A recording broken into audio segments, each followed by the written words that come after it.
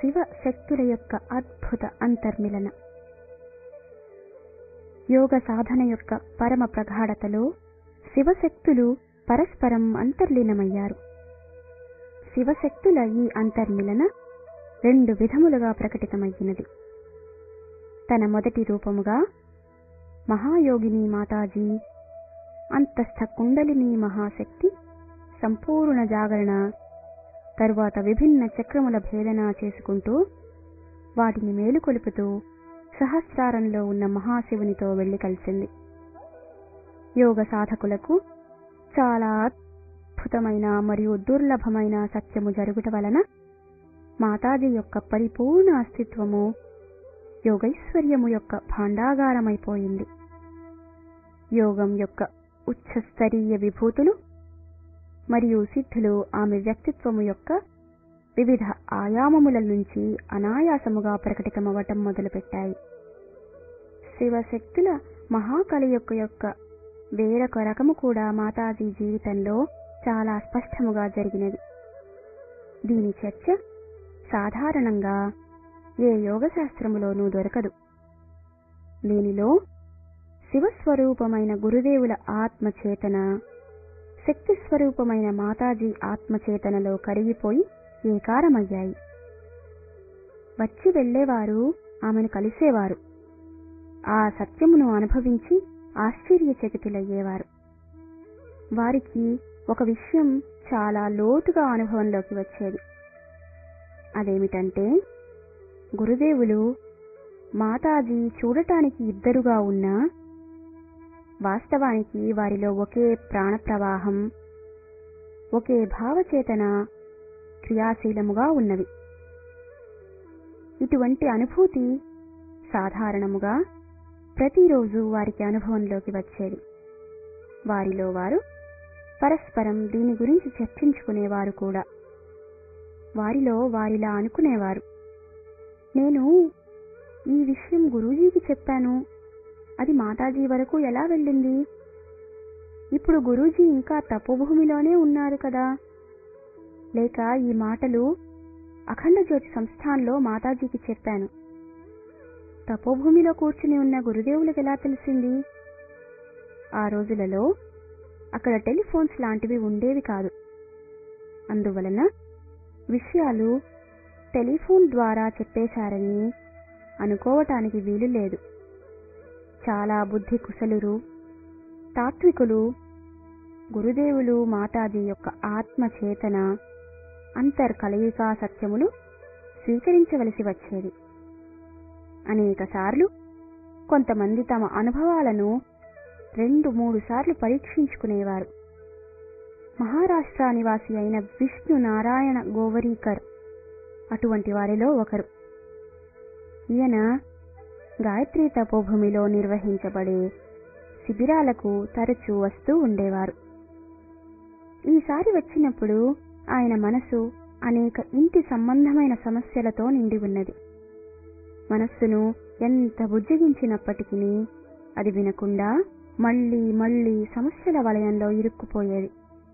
శిబిరం యొక్క 2వ రోజు ఆయన భోజనం చేయుటకు అఖండ జ్యోతి సంస్థాన్లోకి వెళ్ళినప్పుడు ఆయన మనస్థితి ఈ విధంగానే ఉన్నది.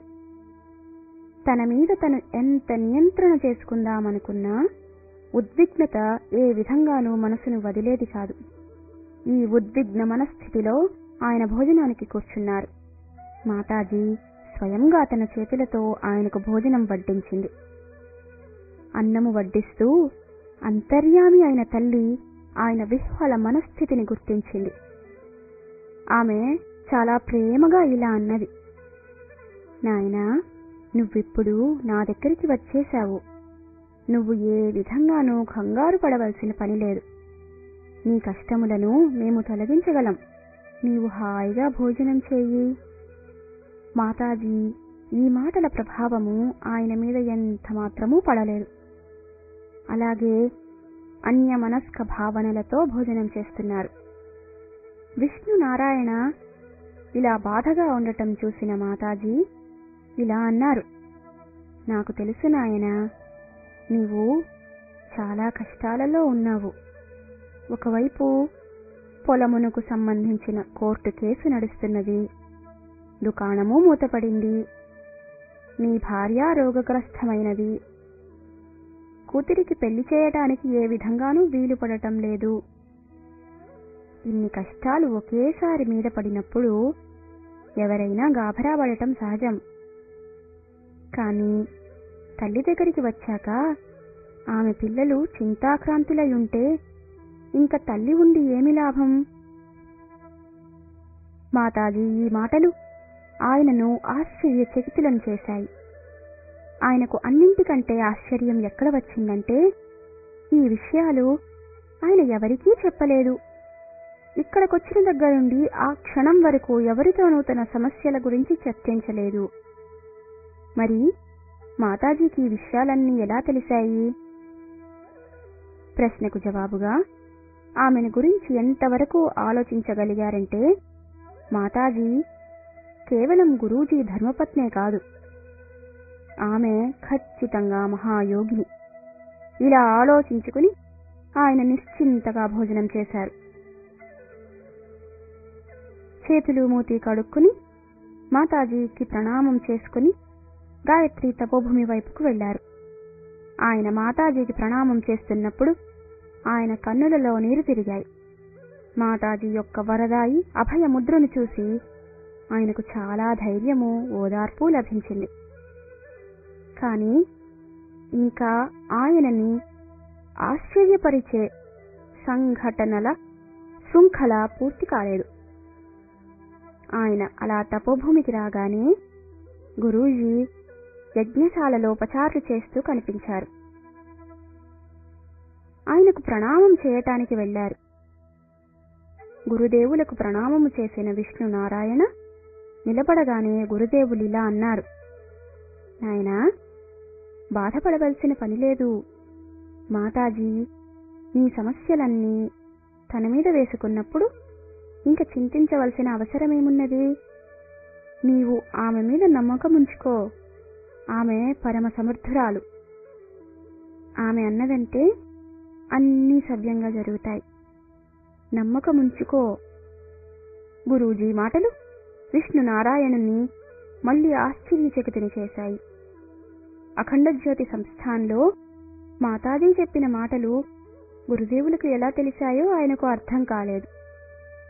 ఆయన ఆశ్చర్యాన్ని దూరం చేస్తూ గురూజీ ఇలా అన్నారు, నేను మాతాజీ ఇద్దరము కాదు.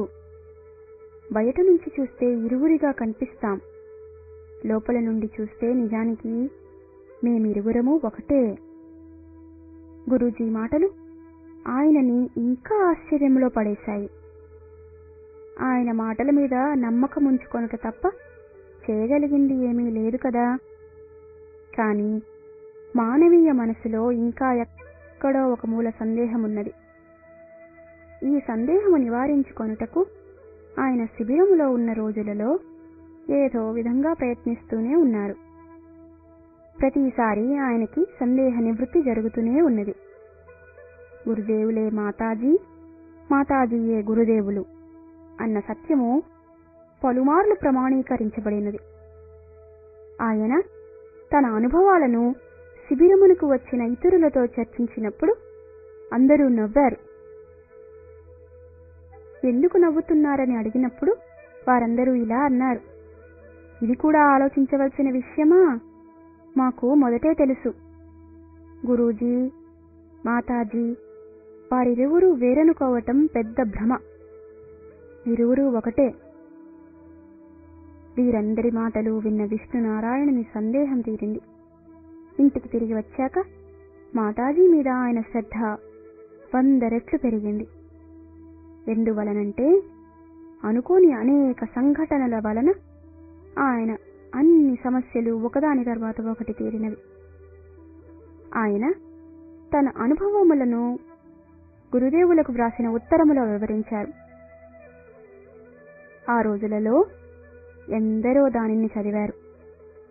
విష్ణునారాయణ లాంటి అనేకులు మాతాజీ కరుణను అనుభవించటమే కాక గురూజీ మరియు మాతాజీ ఒకే ఆత్మచేతన యొక్క 2 రూపాలనే సత్యమును తెలుసుకున్నారు. మధ్యప్రదేశ్లో ఒక గ్రామీణ ప్రాంతంలో నివసించే ఒక భక్తురాలైన శివరాణీదేవి అనుభూతి ఆ సంబంధంలోనే చాలా లోతైనది. అల్ప శిక్షితురాలైన ఈ భక్తురాలు చాలా సాధనాపరాయణురాలు. బ్రాహ్మీ ముహూర్తం నుంచి 3 గంటల పాటు నిత్యము సాధన చేయుట ఆమె నియమము. గాయత్రీ మహామంత్రం యొక్క ప్రతి అక్షరమును అత్యంత భావపూర్ణ రీతిలో జపించేది. ఆమె ఆచరణ వ్యవహారాలలో కూడా అసాధారణమైన పవిత్రత ఉండేది. జపం చేసుకుంటున్నప్పుడే కాక రోజులో ఇతర గృహకృత్యములు చేస్తున్నప్పుడు కూడా ఆమె మానసికంగా గాయత్రీ మంత్ర జపం చేసేది. మరియు సూర్య మండలి స్థిత గాయత్రీ ధ్యానం చేస్తూ ఉండేది. తన నియమిత సాధనలో ఒకరోజు లోతైన ధ్యానములో లీనమైనది. ప్రగాఢ ధ్యానం యొక్క ఈ భావదశలో సూర్య మండల స్థిత మాత గాయత్రీ రూపం మాతాజీగా మారటం చూసింది. అనంత ఆకాశంలో కేవలం మాతాజీ యొక్క తేజోమయమూర్తి విరాజమానమై ఉన్నది. అఖిల బ్రహ్మాండములో ఉన్న గ్రహ నక్షత్రములన్నీయూ ఆమె చుట్టూరా తిరుగుతున్నది. మెల్లిమెల్లిగా అన్నీ ఆమెలో లీనమైపోయాయి. చూస్తూ ఉండగానే పరమపూజ్య గురుదేవుల దివ్యమూర్తి ఆ కాంతి నుండి బహిర్గతమవుతూ కనిపించింది. మరికొద్దిసేపైన తరువాత ఇద్దరూ కలిసి కనిపించారు. ధ్యాన స్థితి నుండి లేచిన తరువాత కూడా ఈ విచిత్రానుభూతి ఆమెను ఆవహించి ఉండెను. ఆమెకు దీని అర్థమేమీ తెలియలేదు. చాలా రోజుల తరువాత గాయత్రీ తపోభూమిలో నిర్వహింపబడిన ఒక శిబిరానికి వచ్చినప్పుడు ఈ విషయం ఆమె పరమపూజ్య గురుదేవులతో చర్చించింది. జవాబుగా ఆయన గంభీరముగా ఇలా అన్నారు: అమ్మాయి, శక్తి స్వరూప ఆదిశక్తి అయిన తల్లే ఈ సృష్టి యొక్క జనని. ఆమెకు అనేక రూపాలున్నాయి. మన భావనలు ఎలా ఉంటాయో అటువంటి ఆకృతే కనిపిస్తుంది. మాతాజీ మీద నీ భావనలు సవ్యంగానే ఉన్నాయి. నేను ఆమె నుండి వేరుగా లేను. ఆమెను ధ్యానించుట గురుసత్తా ఋషియుగ్మములతో ఏకాకారం చెందుట. ఆ భావనలను ఇంకా ప్రగాఢం చేసుకో. గురుదేవుల ఈ గూఢ ఆధ్యాత్మిక రహస్యము ఆమెకు ఎంత అర్థమైందో తెలియదు, కానీ ఆమె మనసు యొక్క లోతులలో ఆ మహాశక్తి యొక్క సంచలన సామర్థ్యము తప్పక అనుభూతి చెంది ఉంటుంది.